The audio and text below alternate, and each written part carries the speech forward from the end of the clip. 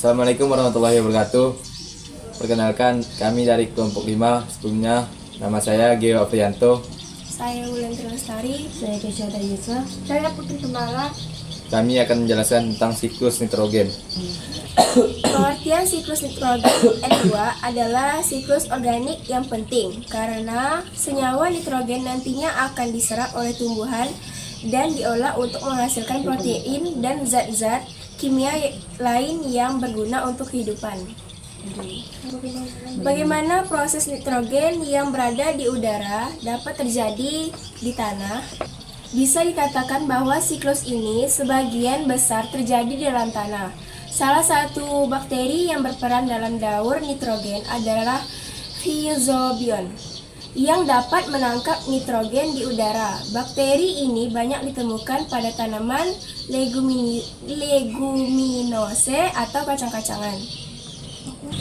Lalu, bagaimana tahap daur nitrogen yang terjadi di dalam tanah? Perlu diketahui bahwa siklus nitrogen terjadi peristiwa 1. Fiksasi nitrogen, 2. Nitrifikasi, 3. Asimilasi, 4. amonifikasi, dan 5.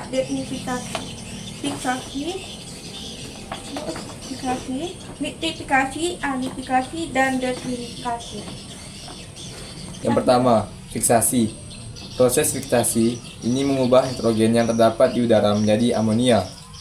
Mikroorganisme yang membantu proses fiksasi yaitu diazotrop yang mempunyai enzim nitrogenase yang dapat menggabungkan nitrogen dengan hidrogen.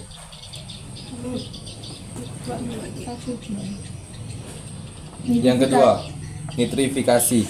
Tahapan nitrifikasi merupakan konversi amonium menjadi nitrat. Tahapan utama dari proses nitrifikasi yakni bakteri Nitrosomonas melakukan oksidasi terhadap amonium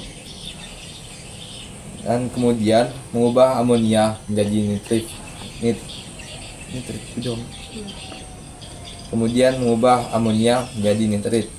Sementara itu, untuk spesies bakteri lainnya seperti Nitrobacter melakukan oksidasi pada nitrit menjadi nitrat. Perubahan nitrit menjadi nitrat sangat penting, mengingat nitrit adalah racun bagi tanaman.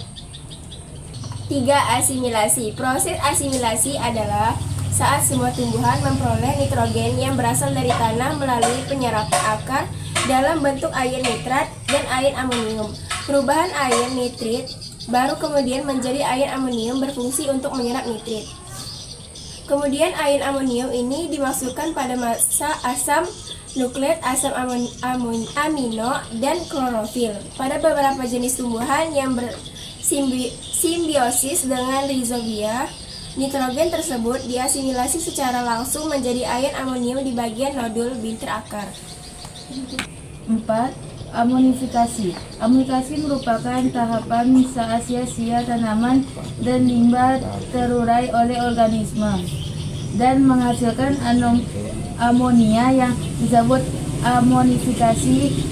Mikroorganisme yang ada dalam tanah tadi akan mengurangi bahan organik yang telah mati agar bisa dijadikan sebuah energi dan bisa menghasilkan amonia serta senyawa dasar lain sebagai produk cadangan. 5. Denitrifikasi. 5.